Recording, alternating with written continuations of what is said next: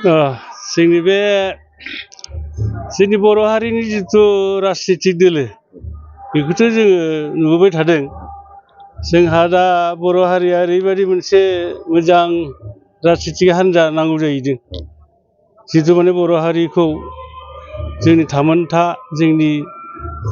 जिबिलाक माबा जानाय जौगालांनाय फरायनायानो जा खेथि बाथि जा जिखुनु बिभाग बेखौ जों गोजौ थाखोआव लांनो थाखाय बेखौ जोङो हास्थायो आरो दा जों नुनो मोनदों थांनाय जिबिलाक बोसोराव बिपिएफआ खामानि मावलांदोंमोन बेखौ जों गोथौयै सालिजारि नायनानै बारा बर' हारिखौ जौगानायनि लामायाव लांनायखौ नुवाखै। बेराफारसे बिथांमोना मोनसेल' नायदों डेभेलपमेन्टखौ खिन्थु डेभेलपमेन्टआ बेबायदिल' नङा माबा मोनसे कनस्ट्राकसन जानायखौल' जों लुगैया। दिनै जा सांस्कृतिक माबाजों जिथु बागुरुम्बा दोहौ बेखौ बे जोंहा बे थांनाय चिफ माबाया प्रमद बर' सारा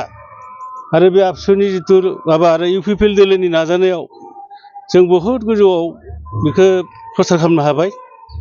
आरो बेजों लोगोसे खेला जिथु टुरनामेन्ट जालांबाय दुरान्ड काप आरो जेब्ला जोंनि फरायनायनि बिथिङाव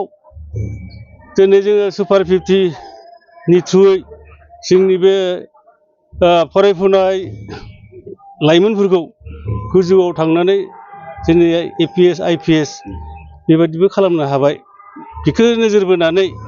जों दा मोजां राजनितिक दोलोखौ नांगौ जादों आरो बिनि थाखाय जोंनो मोनसे दा जिथु जोंहा उदालगुरि समस्थियाव जि जों भाग्यबान जों खोदोर सासे मोनदों मानगोनां जोंहा बे आबसुनिनो आफादगिरिमोन दिपेन बर' बिथांखौ जों आसा खालामदों आरो जाहाथे बियो मोजाङैनो बे खामानिखौ मावगोन आरो जों जिथु मोननांगौ दं जोंहा सिमा बारायबाय माबा बाराय बिटिआर सुक्तिनि थ्रुयै सान्थि सुक्ति लाबोबाय गोजोन फैबायमोन। दा बेखौनो जोङो बे बिटिआर सुक्तिखौ जोङो जाफुंहोनो थाखाय बेखौ जोंनो नांगौ आरो बेराफारसे जिथु 125 जिथु एमेन्डमेन्ट बे बिराद गोनांथार बेखौ मोनबासो पास जाबासो जोङो अट'मेटिक जोङो सेन्ट्रेलनिफ्राय जिथु अनसुंथाइ दङ बेखौ मोननो हागोन। बे जोंनि थाखाय जथेस्थ' नङा दा थेवबो 15,000 कौटिया बे जोबोद नङा आरो बिनि बादैबो बिथांमोनहा नाजागोन आरो बेराफारसे जोंहा एमपि मोनबाय साथाम बे भाग्यबान बेबायदि थ्रुयै जों दिसपुर बा दिल्ली बिथांमोनहा रायज्लायनानै बे जोंनि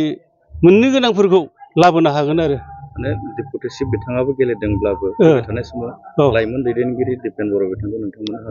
हास्थायदों बिथाङाथ' माबा नङा बे फैगोन नायगोन मालाय दिल्लीयाव थाबा मोजां बिदि आरो दे थेंक इउ।